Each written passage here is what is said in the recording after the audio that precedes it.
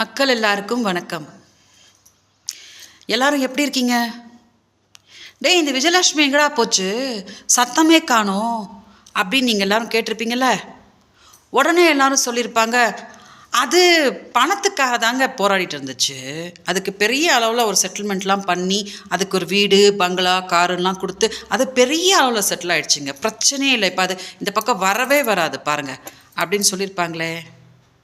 நம்பிட்டீங்களா? நான் தான் எப்போவுமே சொல்வேனே, நான் மக்களுக்காக தான் போராடுறேன். தமிழ்நாடு மக்களையும் என்னையும் பிரிக்கவே முடியாது. என்னோடய கடைசி மூச்சு இருக்க வரைக்கும் நான் மக்களுக்காக தான் போராடிட்டுருப்பேன் அப்படின்னு நான் தான் எப்போவுமே சொல்வேனே. அதே போல் ஐம் பேக். என்ன அந்த பிரச்சனை தீர்ந்து போச்சு, பட் மக்கள்கிட்ட நான் பேசக்கூடாது அப்படின்னு ஒன்றும் கிடையாதுல்ல. அது என்னவோ தெரிலங்க, உங்ககிட்டலாம் பேசுகிறேன்னா எனக்கு தலையே வெடிச்சு போயிடும். தமிழ்நாடு அரசியலில் ஒரு வாரமாக ஐயோ பார்த்து எனக்கு தலைலாம் சுற்றுது, கிர்ன்னு சுற்றுது. அது என்னவோ தெரியல. திமுகவை நாங்கள் ஒழிச்சு கட்டுவோம், திமுக நாங்கள் விட்டு கம்புவோம் அப்படின்னு யாரெல்லாம் பேசுகிறாங்களோ அவங்க வீட்டு கதையெல்லாம் தெருவுக்கு சந்தி சிரிக்கிற மாதிரி அசிங்கமாக கேவலமாக நடக்குது. அது என்னன்னு எனக்கு தெரியல. இப்போ பாருங்கள், நான் இந்த வீடியோ பேசணுன்னு நீங்களாம் என்ன சொல்வீங்க? பார்த்தியா இவ திமுகவோட கைக்கூலி அப்படின்றவாங்க. ஒன்றும் கிடையாது. நான் சொல்கிற விஷயத்த நீங்கள் எல்லாம் உண்மையாக ஒத்துக்குவீங்க, கரெக்டாக தான் விஜயலட்சுமி சொல்லுது அப்படின்னு சொல்லிட்டு.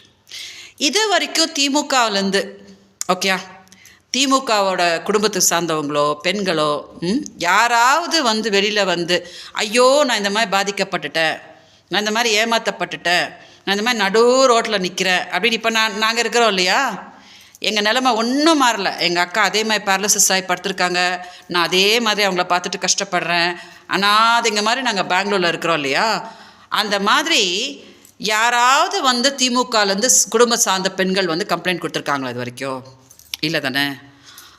அதே இப்போ வந்திருக்காங்களே எல்லாருமே, அது என்னவோ தெரியல, அவங்கெல்லாம் அப்படி சொன்ன உடனே இப்படி வண்டியாக கதைங்கள்லாம் வெளியில் என்னடா இதுன்ற மாதிரி ஆயிட்டுருக்கு. ஸோ நான் ஒரே ஒரு சின்ன சஜஷன் என்ன சொல்வேன்னா, மோதுங்க, திமுகட்ட மோதுங்க, எல்லாருக்கும் ரைட்ஸ் இருக்குது, நான் ஒன்றும் சொல்ல மாட்டேன்.